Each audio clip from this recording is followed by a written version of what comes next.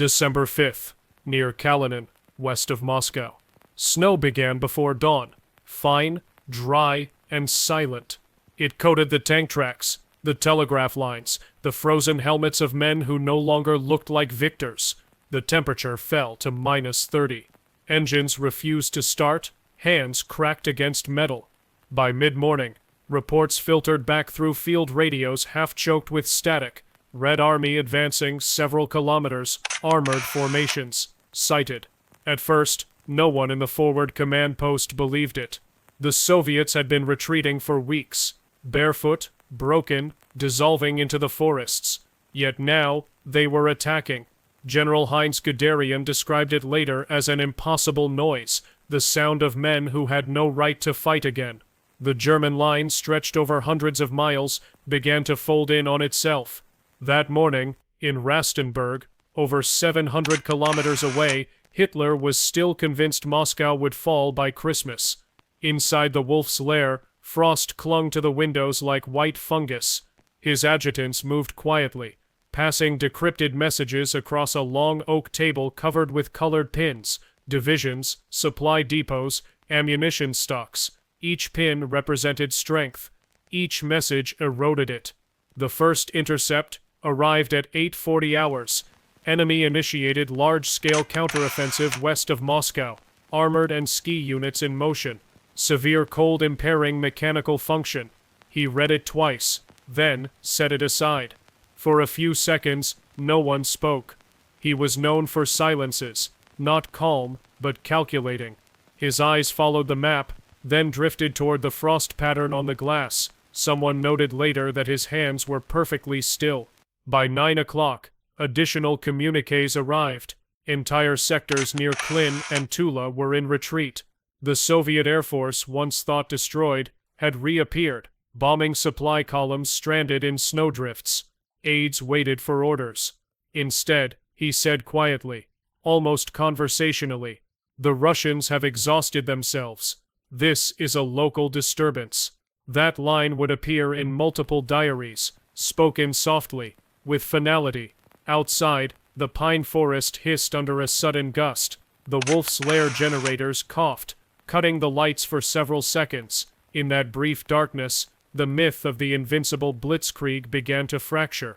Colonel Rudolf Schmundt, his chief adjutant, later recorded in his notes, "The Führer maintained composure. Yet something in his expression changed, as if he were staring at a reflection he did not recognize." By noon, the word counteroffensive had been replaced by catastrophe. Divisions were encircled.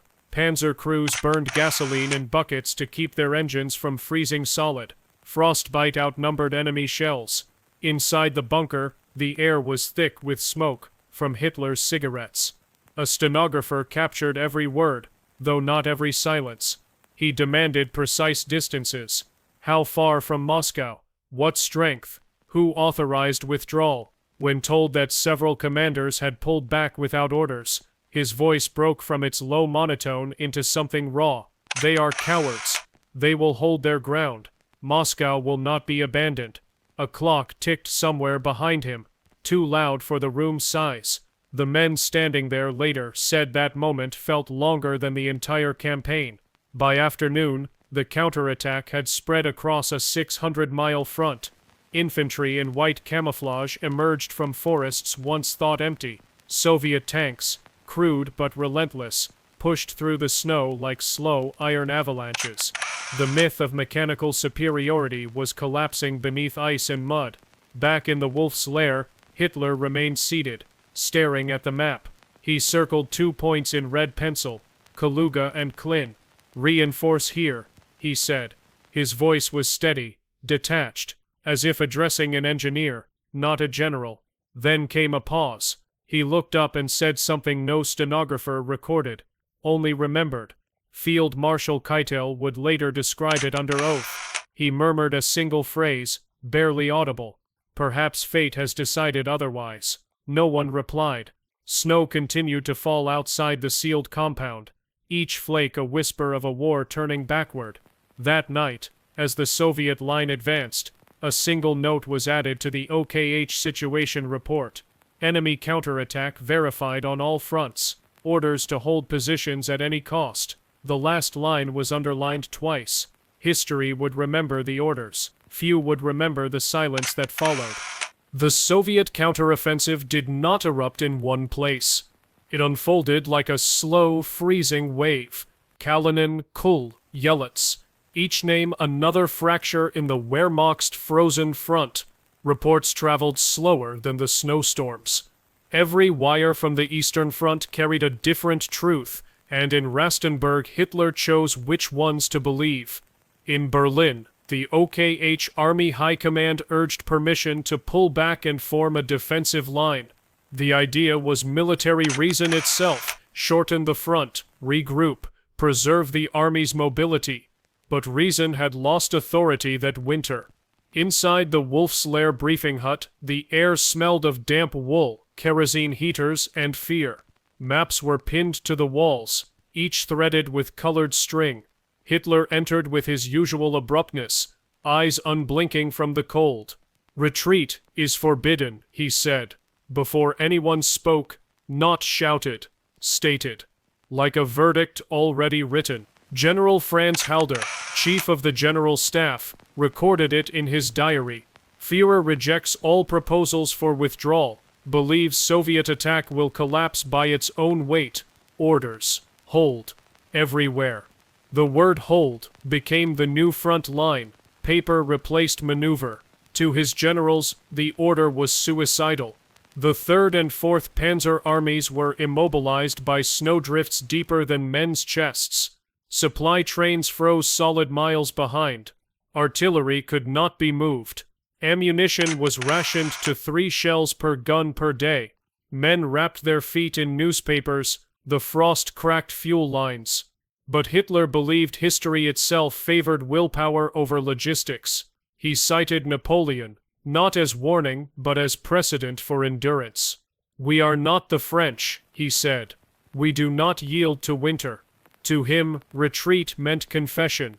To his generals, it meant survival. By December 7th, the Soviet spearheads had reached Istra and were threatening to encircle the northern flank. Guderian radioed headquarters, "My tanks are useless. Crews cannot sleep, cannot move. Request permission to pull back to Orel." The answer returned in 3 words: stand. Without exception, there was logic to his defiance, a cold ideological geometry. In his mind, Germany could not lose a defensive war, it could only fail to believe in itself. He framed the Moscow battle not as a campaign but as a test of faith. Colonel General Huppner later recalled, "It was no longer about positions on a map, it was about metaphysics. To retreat was to betray destiny." That word, destiny, appeared often in those days. It replaced weather, supply, and strategy. At night, the Wolf's Lair telephone lines flickered with conflicting orders. One message authorized tactical withdrawal, another cancelled it within the hour. The generals at the front learned to read silence as the real command. In one intercepted radio exchange near Tula, a panzer officer muttered to another, "Our maps lie. The snow owns everything now." The German army had stretched too far, too fast. By December, over 3 million men faced the cold without proper winter gear. In many units, more soldiers were lost to frostbite than to bullets. Hospitals overflowed with men whose feet had turned black, whose fingers snapped off like branches. Hitler received those reports daily. He marked them expected attrition. He told visitors the Soviet army was collapsing from exhaustion, even as it advanced. In private, he spoke of miracles, of faith over numbers, of destiny over geography. To those who challenged him, he offered a single question: if we retreat now, what shall we tell the German people? No one had an answer that survived the silence. By December 10th, he replaced several front commanders, not for losing ground, but for suggesting withdrawal. He told one dismissed general, "Courage is obedience when reason fails." That phrase became his winter doctrine. The men in the field called it something else: the doctrine of frost and fear. Inside Moscow, the Soviets lit flares over the city's frozen skyline. For the first time in months, Stalin allowed himself to speak of victory. His order of the day was clear. The enemy is exhausted. Now is the time to strike. Push them west. Do not stop until the invader breaks. Each side believed the other was near collapse. Both were right, but only one had learned to live inside collapse. At Rastenburg, night fell early.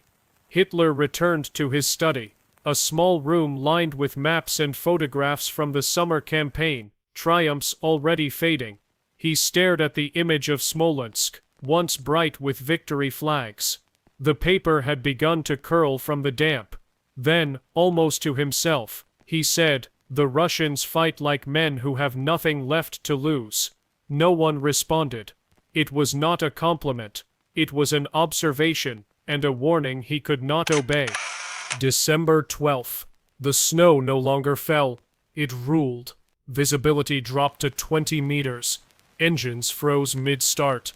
Rifle bolts shattered under gloved fists. The front had ceased to move. Yet everything was breaking. German units west of Moscow found themselves encircled by invisible armies, white shapes moving in blizzards, rifles wrapped in cloth, silence between gunshots. The Red Army had learned to turn absence into offense.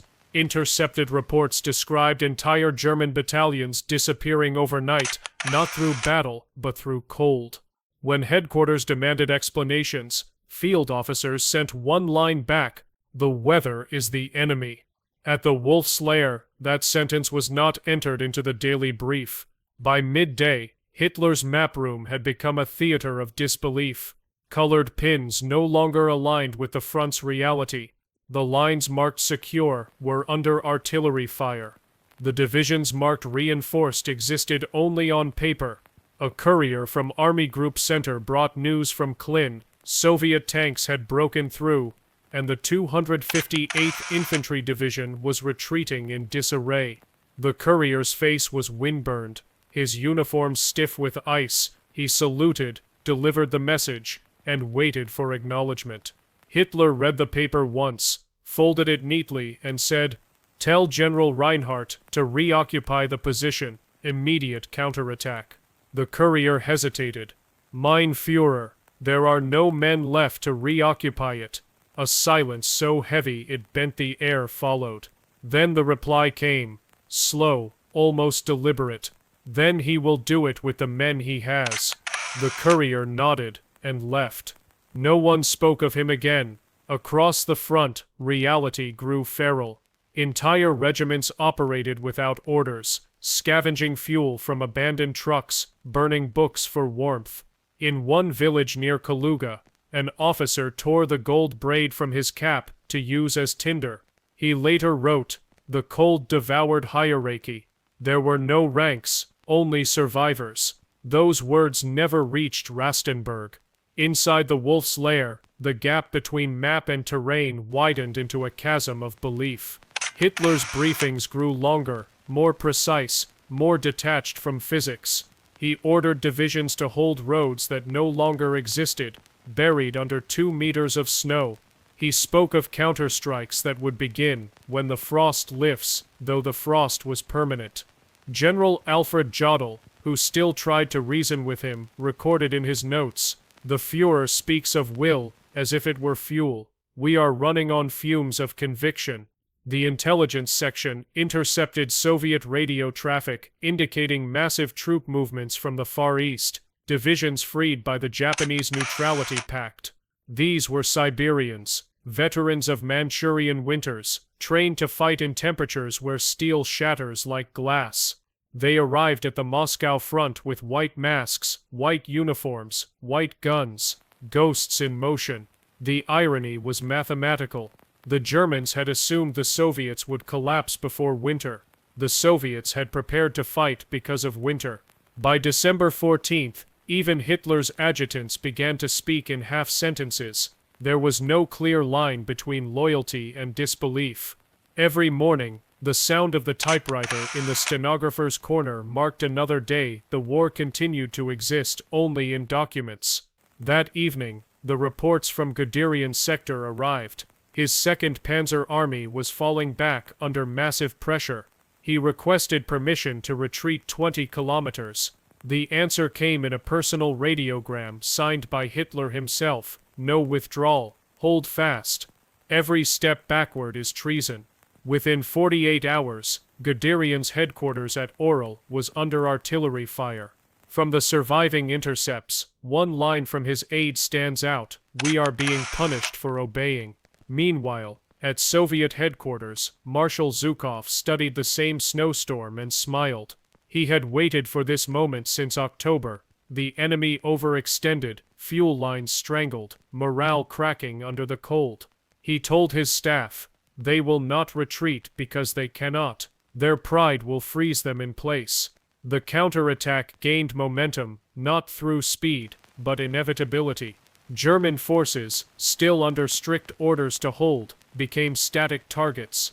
Entire towns were retaken overnight. In some sectors, Soviet troops advanced 15 miles without firing a shot. The enemy had simply vanished into frost and fog. By December 16th, the Red Army reached the outskirts of Kaluga, barely 70 miles from the German supply hub at Smolensk. Hitler's daily brief reduced the event to a single phrase: local reversal, situation under control. But his handwriting on the margin told another story. Lines pressed so hard, they tore the paper. "The generals are weak. I alone see clearly." That night, witnesses described him pacing the narrow hallway outside his study. He spoke aloud, not to anyone but to something. "The front has lost faith. Faith must be commanded." He paused, hands trembling slightly from the cold, and added, "They speak of reality. I speak of victory." The two words would never meet again. Outside, the frost glittered like glass under the searchlights.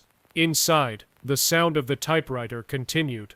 Another report typed, another truth deferred. December 18th. The storm thickened. White swallowing white, no horizon, no compass. Only sound. The brittle percussion of ice against helmets. German artillery near Volokholamsk fired blindly into the snow. Shells vanished before impact. The recoil alone kept the guns from freezing solid. Hitler's orders, relayed from Rastenburg through layers of distortion, demanded the impossible. No retreat, no surrender, no silence. He believed movement backward invited collapse, not just of armies, but of faith. Yet the front was already disintegrating. Field commanders, now more geographers than generals, redrew maps on scraps of paper. One officer later recalled, "Our orders said, 'Hold position.' The position no longer existed.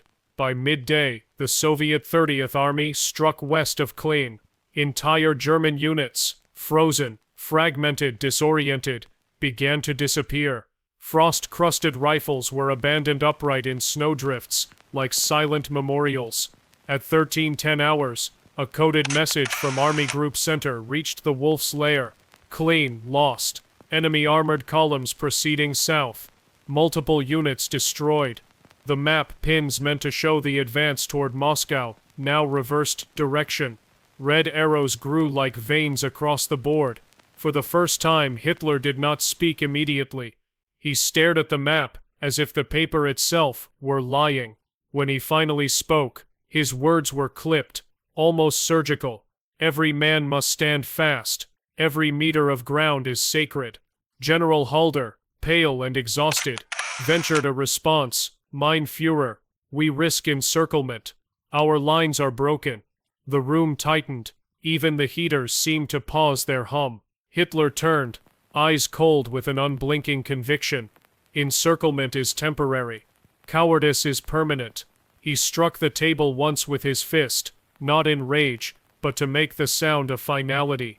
Outside the conference hut, a courier waited with fresh reports from the front. He listened to the muffled voices through the wall.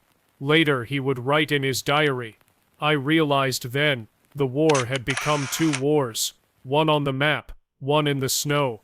That evening, the Red Army broke through at Istra. Tanks rolled over frozen rivers, their treads shrieking against ice. Captured German soldiers were found clutching shreds of field orders signed personally by Hitler. Stand fast. Victory is near. Victory had changed its language. In the Wolf's Lair, the crisis reached its human limit. Keitel, Jodl, Halder, men of calculation and exhaustion, argued in fragments. Retreat meant survival.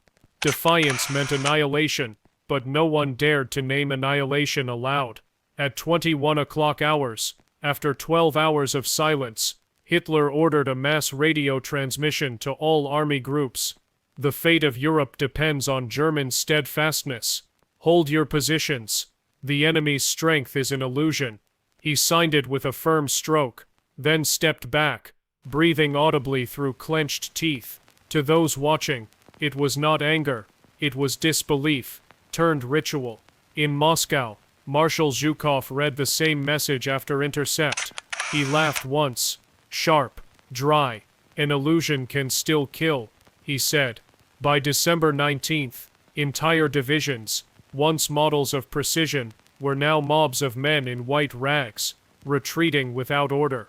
Some units tied themselves together with rope to avoid vanishing in the blizzard. Frostbite had turned command into triage. In Kaluga, the remnants of the Fourth Army made their last transmission. No ammunition, no transport. Request air support. The response from headquarters was a single word: endure.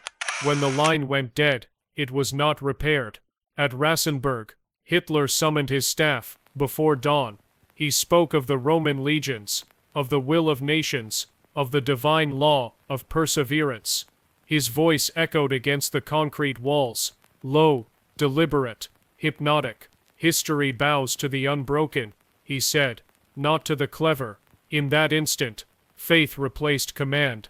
No plan remained, only insistence. An adjutant, standing behind him, would later confess, "We no longer gave orders. We received prophecy." As the hours passed, the sound of typewriters and telephones merged into a mechanical rhythm of futility. Each call was another defeat. Each page, another denial. By the night of December 20th, the counterattack had thrown German forces back over 150 miles. Villages, once marked with swastikas, now bore red banners. The Wehrmacht, which had entered Russia as an empire of movement, was now frozen in place, an army of statues. Inside the Wolf's Lair, Hitler's composure cracked for the first time. He shouted at Halder, at Keitel, at the unseen world itself. "The generals have betrayed me. I should have led the armies myself." The outburst lasted seconds, then silence again, deeper, colder, final. When the stenographer resumed typing, her fingers trembled so hard that letters blurred into white space. The line she managed to record was incomplete. "The Führer demands." "Faith in." The rest froze in mid-word. Outside, the snow fell endlessly, as if erasing everything that had been written that day. December 21st. The shortest day of the year. The sun rose late, a dull red circle above the East Prussian forest, and even that light seemed reluctant to enter the Wolf's Lair. Hitler stood by the frosted window of his study, motionless. The maps on the wall had changed color overnight, blue pins overrun by red, cities crossed out, rivers renamed by defeat. What had begun as Fall Typhoon, the drive to conquer Moscow, had become a frozen labyrinth of corpses and broken steel. Every morning brought new summaries. The summaries became obituaries in code. Unit strength reduced, contact lost, position untenable. He read each one as if decoding an unfamiliar language. Reality had become the enemy's vocabulary. By December 22nd, Soviet forces had retaken Klin, Kalinin, and Kaluga, towns that weeks earlier were celebrated in German newsreels. Now their names were whispered. Their loss was described as temporary adjustments. Inside the Führer's conference hut, the atmosphere resembled a morgue. Men spoke softly, not from respect, but fear that words might provoke another outburst. Hitler had begun dismissing officers mid-sentence, not for treason, but for tone. When Field Marshal von Brauchitsch arrived to deliver a written request for withdrawal to the Reichsfreiheit line, Hitler did not let him sit. He read the request, tore it in half and said, "You have failed to understand the will of history." Brauchitsch resigned that afternoon. Command of the army passed formally to Hitler himself. That transfer of power, written in black ink and countersigned by Keitel, marked a silent revolution. From that day forward, all operational authority, from platoon to army group, flowed upward to one man. A witness described the moment succinctly. "We lost the front once in Russia. We lost it again on the map table. Outside, radio static filled the air like snow. Transmission failures were constant. Some believed the wires themselves had frozen. Others said the weather was not to blame. In the cities behind the lines, hospitals overflowed. Trains arrived daily, filled with men wrapped in rags, feet black with frostbite. Doctors stopped recording amputations. The numbers meant nothing.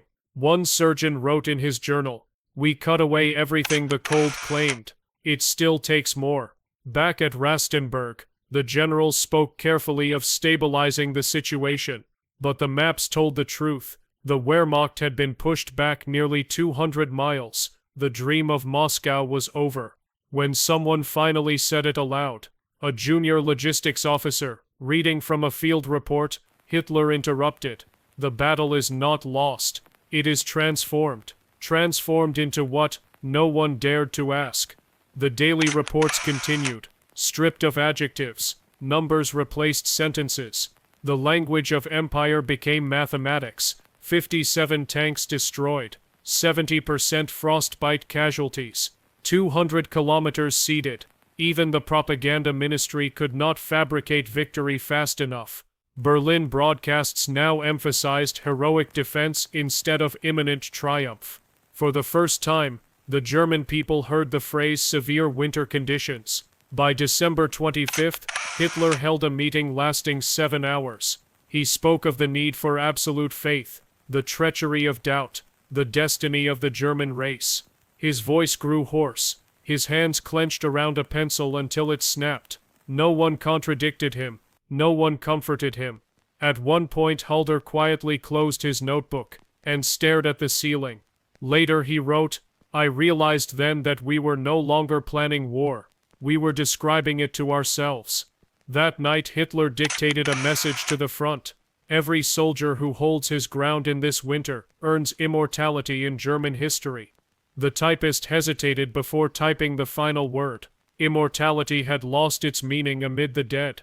Outside Moscow, Soviet troops advanced another 12 miles. Inside Rastenburg, the lights flickered, the generator failing again in the cold. In the dark, one could hear him pacing. Slow, rhythmic steps, a man surrounded by walls of his own making. Before midnight he told Keitel, "This will be remembered not as defeat, but as proof of endurance. Our greatness lies in not yielding." Keitel nodded. He wrote later, in quiet confession, "We mistook endurance for strategy." The snow kept falling. Each flake buried another report, another name, another belief. Somewhere beyond those forests, the Soviets stopped pursuit to regroup. In Moscow, church bells rang for the first time in months. In Rastenburg, no one mentioned Christmas. Winter receded slowly, unwilling to let go of its witness. By the time the first thaw reached the front, the legend of invincibility had already melted. The Wehrmacht had lost over 500,000 men, killed, wounded, captured, or simply erased into snow. But it was not the numbers that broke the myth. It was the silence that followed the orders. In the spring briefings of the following year, generals spoke carefully of adjustments and lessons. They avoided the word defeat. That word remained forbidden, like the temperature or the truth. Inside the wolf's lair, the maps were replaced with new ones, same borders, different colors. Each summer brought another offensive, each winter, another retreat. But the pattern began here, outside Moscow, in the blizzard that refused belief. Historians later called it the first crack, not in the front, but in command. The turning point was not a battle, not even a date. It was a sentence, spoken softly, recorded imperfectly. Perhaps fate has decided otherwise. That phrase, muttered in a room of silence, marked the moment the war ceased to obey human logic. From then on, strategy bent to conviction, and conviction to isolation. He had believed that history rewarded will, but Moscow proved that history rewards only endurance tempered by reason, something no bunker could supply. The diaries recovered from the winter campaign speak not of ideology, but of exhaustion. We stood because we were told to stand. The cold did not kill us. The orders did. Each page, written by men who once marched with certainty, now trembles with frost and confusion. In them the myth of control dissolves. The realization that obedience, once virtue, had become the mechanism of collapse.